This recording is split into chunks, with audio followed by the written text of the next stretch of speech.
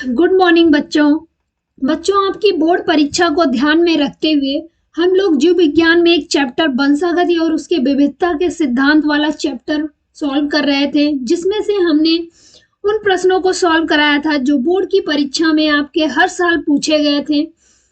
और बच्चों आज हम लोग पढ़ेंगे क्या डाउन सिंड्रोम किसे कहते हैं, या इसे क्या कहते हैं मैंगोलियन जड़ता। तो बच्चों ये क्वेश्चन मैंगोलियन जड़ता के नाम से 15 और 18 में आपकी बोर्ड परीक्षा में पूछा गया है। और डाउन सिंड्रोम किसे कहते हैं या यह किस कारणों से होता है, इसके लक्षण बताओ। तो इस नाम से ये क्वेश्चन 15 में भी पूछा गया है, 17 में पूछा गया, 18 में पूछा गया, 19 में, 20 में और 22 में।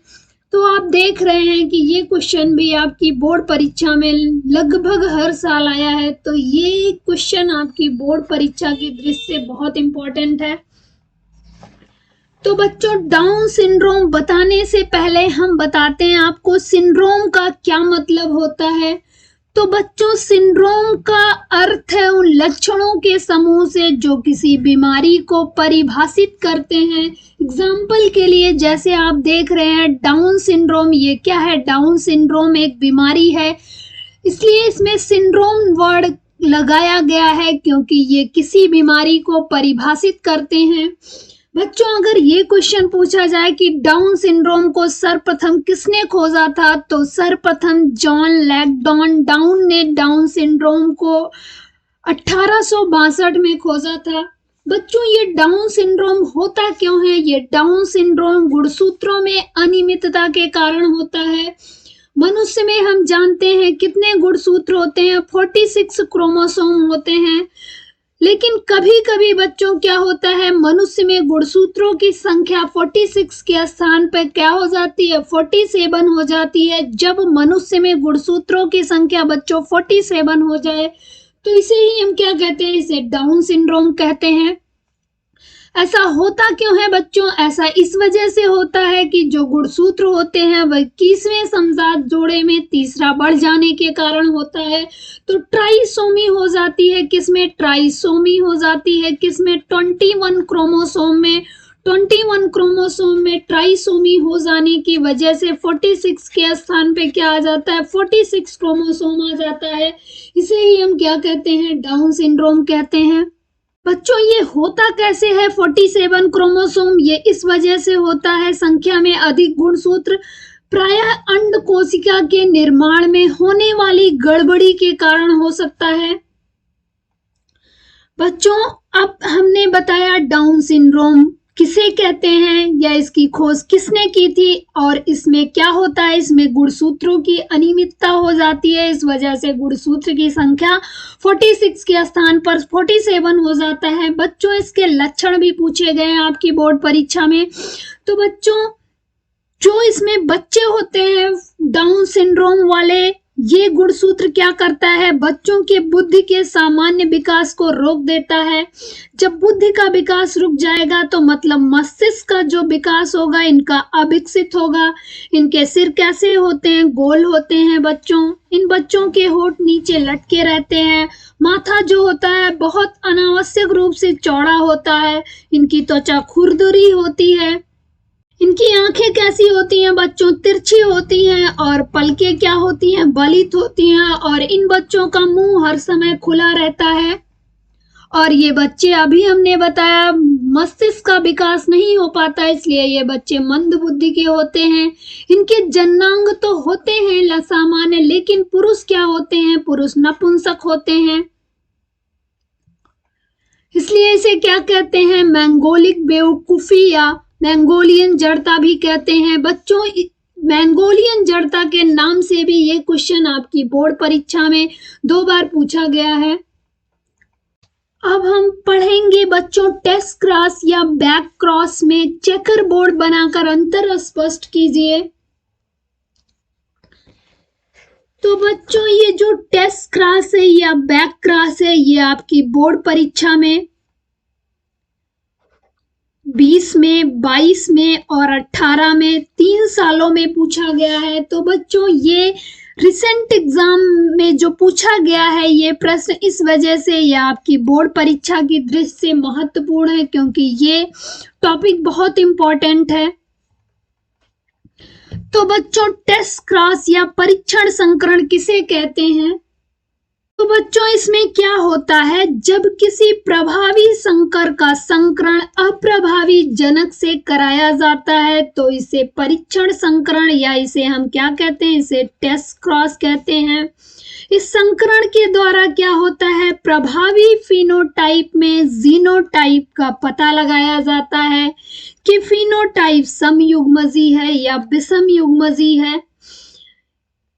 बच्चों, टेस्ट क्रॉस इसे कहते हैं जब heterozygous T capital T small T cross करता है होमोजाइगस स्मॉल टी से, तो इस क्रॉस को ही हम क्या कहते हैं, इस क्रॉस को हम टेस्ट क्रॉस कहते हैं। तो इससे बनने वाली जो संतान होगी कैपिटल टी स्मॉल टी, फिर दूसरे से कराएंगे कैपिटल टी स्मॉल टी, जब इस स्मॉल टी को कराएंगे तो स्मॉल टी।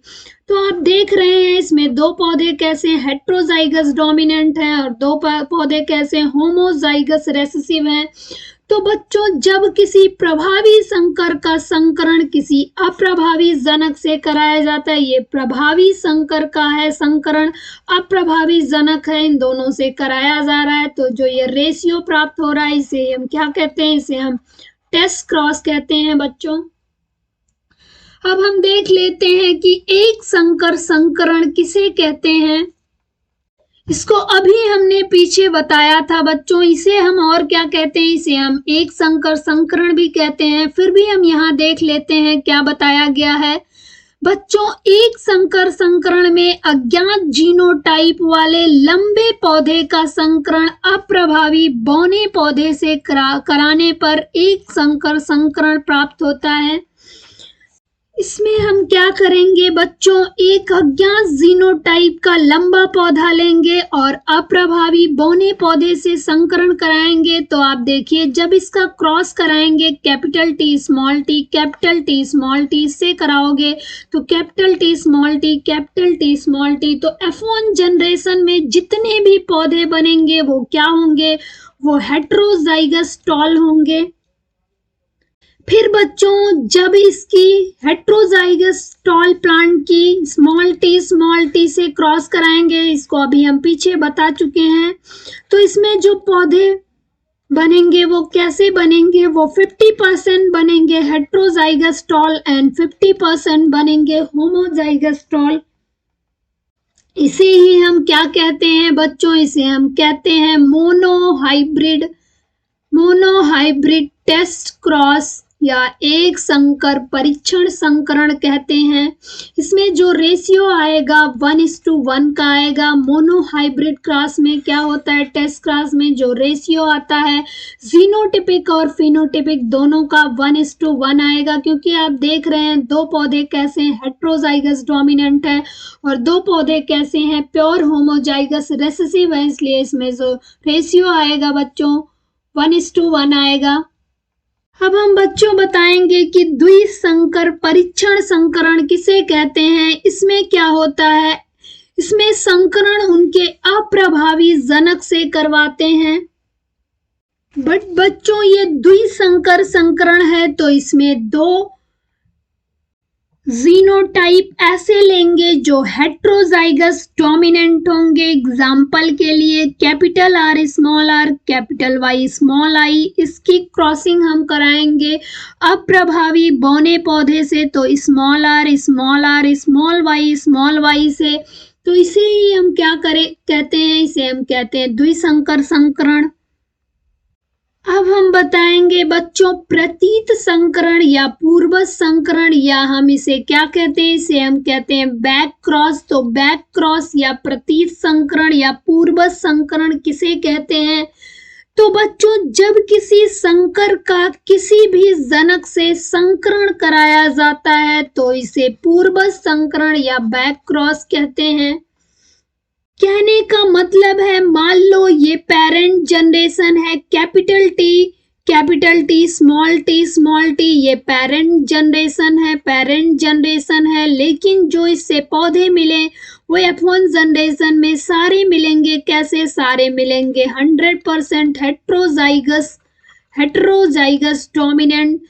तो F1 का क्या है? ये F1 जनरेशन में जो पौधे मिले इनका किससे क्रॉस कराया जाए? किसी भी एक पेरेंट से, चाहे कैपिटल टी या F1 जनरेशन में जो पौधा मिला ये दूसरे पेरेंट से क्रॉस कराया जाए, स्मॉल टी, तो इसे ही हम क्या कहते हैं? इसे ही हम कहते हैं बच्चों बैक क्रॉस। इसका इससे रिएक्शन कराओ या इसका इससे क्रॉस कराओ तो इसे ही हम क्या कहते हैं? Back cross. क्योंकि ये F1 जनरेशन में जो पौधा मिल रहा है उसको किससे क्रॉस कराया जा रहा है? उसके पेरेंट से, इसलिए इसे क्या कहते हैं? पूर्व संकरण या बैक क्रॉस कहते हैं। अब हम बच्चों पढ़ेंगे सहप्रभाविता क्या होती है या हम इसे क्या कहते हैं? Code dominance. तो बच्चों ये आपकी बोर्ड परीक्षा में केवल एक बार पूछा गया 2020 में। बच्चों इसमें क्या होता है? किसी युग्म विकल्पी में कोई कारक प्रभावी या अप्रभावी ना होकर मिश्रित रूप से प्रभाव डालते हैं, इस वजह से इसे क्या कहते हैं? सहप्रभाविता कहते हैं। तो सहप्रभाविता का मतलब क्या है? किसी जीन के युग्म विकल्पी में कोई कारक प्रभावी या अप्रभावी ना होकर मिश्रित रूप से प्रभाव डालते हैं तो इसे सहप्रभाविता कहते हैं। मतलब F1 पीढ़ी दोनों जनकों की क्या होती है बच्चों? मध्यवर्ती होती है। हमने बताया एग्जाम्पल के लिए मनुष्य का रुधिर वर्ग। तो बच्चों मनुष्य में रुधिर वर्ग A, B और O टाइप के होते हैं, जिनका निर्धारण कौन करता है? लाल रक्त कणिकाएं करती हैं बच्चों, लाल रक्त कणिकाएं करती हैं। और इनका नियंत्रण कौन करता है? इनका नियंत्रण आई जीन करता है बच्चों। और इस आई जीन के 3 युग्म विकल्पी होते हैं। अभी हमने बताया कि क्या होता है इसमें? किसी जीन के युग्म विकल्पी में कोई कारक प्रभावी या अप्रभावी ना होकर मिश्रित रूप से प्रभाव डालते हैं। तो ब्लड ग्रुप में क्या होता है? इसमें आई जीन क्या होता है? इसमें आई जीन इनका नियंत्रण करता है। और इनके 3 युग्म विकल्पी होते हैं, आई ए, आई बी व आई ओ। तो बच्चों जब आई ए आई बी साथ साथ होते हैं तो इसे क्या कहते हैं? इसे सहप्रभाविता कहते हैं और वो रुधिर वर्ग ए बी का निर्माण करते हैं। अब हम पढ़ेंगे बच्चों अपूर्ण प्रभाविता। ये क्वेश्चन आपकी बोर्ड परीक्षा में बच्चों 16 में पूछा गया, 17 में पूछा गया, 18 में, 19 में, 21 में, 20 में, 22 में। तो ये क्वेश्चन आपकी बोर्ड परीक्षा की दृष्टि से बहुत इंपॉर्टेंट है, हर साल पूछा गया है बच्चों। इसमें क्या होता है? विप्रयासी लक्षणों के युग्म में एक लक्षण दूसरे पर अपूर्ण रूप से प्रभावी होता है, इसलिए यह घटना क्या कहलाती है? अपूर्ण प्रभाविता कहलाती है। एग्जाम्पल के लिए बच्चों जो मिराबिलिस जलापा का पौधा होता है, जलापा का पौधा होता है,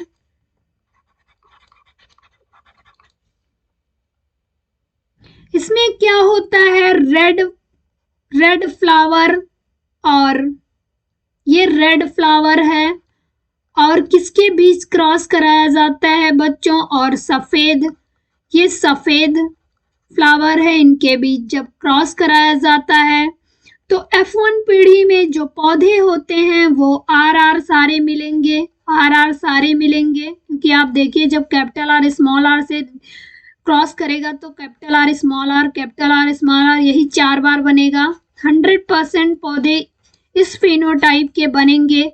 तो हमारे अकॉर्डिंग ये पौधा कैसा होना चाहिए? क्योंकि ये हेट्रोजाइगस टॉल है तो इसे रेड होना चाहिए, बट ये रेड ना होके ये कैसा होता है बच्चों? ये पिंक होता है, पिंक होता है। सभी फूल F1 जनरेशन में इसमें कैसे मिल रहे हैं? पिंक कलर के मिल रहे हैं। जबकि बच्चों क्या होता है F2 जनरेशन में जब फिर इसका क्रॉस कराया जाता है, बट बच्चों जब इसकी सेल्फिंग कराते हैं कैपिटल आर स्मॉल आर की, तो एक पौधा कैपिटल आर बनेगा, दूसरा कैपिटल आर स्मॉल आर बनेगा। अब इसकी क्रॉस कराएंगे तो हम बनेगा स्मॉल आर कैपिटल आर, या हम कह सकते हैं स्मॉल आर। तो बच्चों F2 पीढ़ी में ये पौधा कैसा है, कैपिटल आर पेरेंट की तरह है, तो ये रेड होगा। ये दोनों कैसे हैं, ये दोनों पौधे कैसे हैं बच्चों, ये पिंक हैं। और ये वाला कैसा है, ये पेरेंट जनरेशन की तरह स्मॉल आर, तो ये सफेद पौधा है। तो इसमें क्या मिलेगा, रेशियो 1:2:1 का रेशियो मिलेगा, जिसमें एक पौधा बच्चों लाल होगा, 2 पौधे पिंक होंगे और तीसरा पौधा सफेद होगा।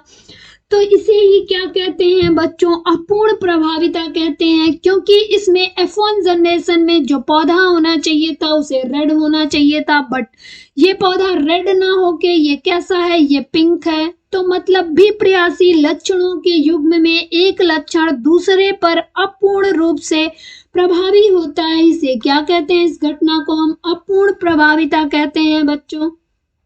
अब हम बच्चों पढ़ेंगे बहुप्रभाविता। ये भी आपकी बोर्ड परीक्षा की दृष्टि से बहुत महत्वपूर्ण है। ये 20 में पूछा गया है, 22 में पूछा गया, 19 में पूछा गया है। तो ये भी बच्चों आपकी बोर्ड परीक्षा की दृष्टि से बहुत महत्वपूर्ण है। बहुप्रभाविता में होता क्या है बच्चों, इसमें एक जीन प्रमुख रूप से केवल एक लक्षण को प्रभावित करता है, परंतु कुछ जीन क्या करते हैं, एक से अधिक लक्षणों को प्रभावित करते हैं। ऐसे जीन को क्या कहते हैं, बहुप्रभावी, और इस दशा को बहुप्रभाविता कहते हैं। तो बच्चों हमारा कहने का मतलब इतना है कि सामान्यतः एक जीन केवल एक लक्षण को प्रभावित करता है, लेकिन कुछ जीन ऐसे होते हैं जो एक से अधिक लक्षणों को प्रभावित करते हैं। ऐसे जीन्स को क्या कहते हैं, बहुप्रभावी, और इस दशा को क्या कहते हैं बच्चों, बहुप्रभाविता। एग्जाम्पल के लिए मनुष्य में दात्र कोशिका अरक्तता या सिकिल सेल एनीमिया ये बहुप्रभाविता का ही एग्जाम्पल है। इसे हम क्या कहते हैं बच्चों, इसमें जो है लाल रक्त कोशिकाओं का अरक्तता रोग कहते हैं। ये क्या होता है, इसमें एक अप्रभावी जीन की वजह से होता है बच्चों। जो सिकल सेल एनीमिया या दात्र कोशिका अरक्तता होता है, ये अप्रभावी जीन के कारण होता है। ये जीन क्या करता है, असामान्य हीमोग्लोबिन, जो जीन इसमें अप्रभावी है सिकल सेल एनीमिया में, इसकी वजह से क्या होता है, असामान्य हीमोग्लोबिन का निर्माण होता है, जिसकी वजह से क्या होता है बच्चों, अब असामान्य हीमोग्लोबिन का निर्माण हो गया है तो लाल रक्त कणिकाएं क्या करती हैं, मुड़कर हंसियाकार या सिकल शेप हो जाती हैं, और रोगी में क्या होता है, अरक्तता हो जाती है। ये जो सिकल सेल में जो रोगी होते हैं बच्चों, वो कैरियर या वाहक का काम करते हैं और रोग को पीढ़ी दर पीढ़ी पहुंचाते रहते हैं।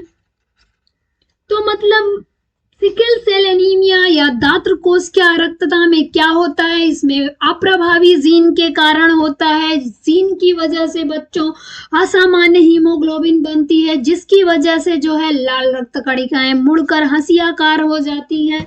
इससे क्या है, रोगी में अरक्तता हो जाती है। बच्चों एक है बहुजीनी वंशागति, ये भी आपकी बोर्ड परीक्षा में कई बार पूछा गया है। इसमें क्या होता है, बहुजीनी लक्षणों की वंशागति मात्रात्मक होती है या बहुकारक कहलाती है।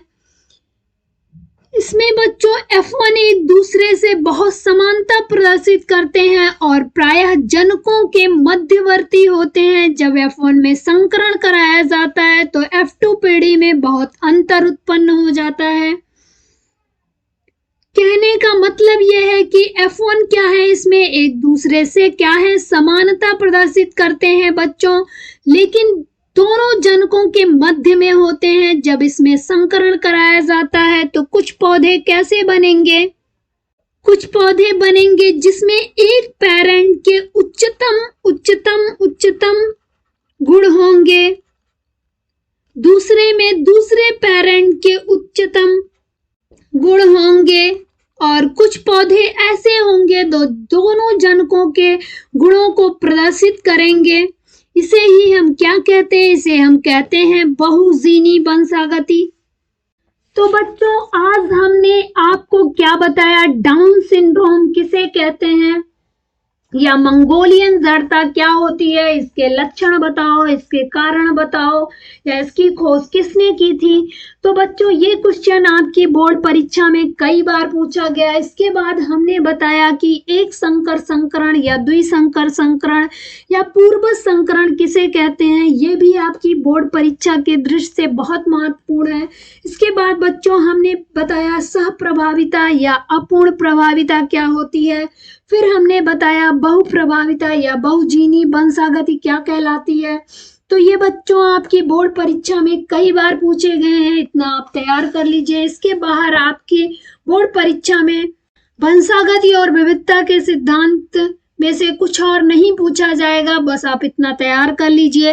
बच्चों, यदि आपको लगता है कोई क्वेश्चन और है जो हमें बताना चाहिए तो आप उसको कमेंट सेक्शन में लिख के हमसे पूछ सकते हैं। धन्यवाद।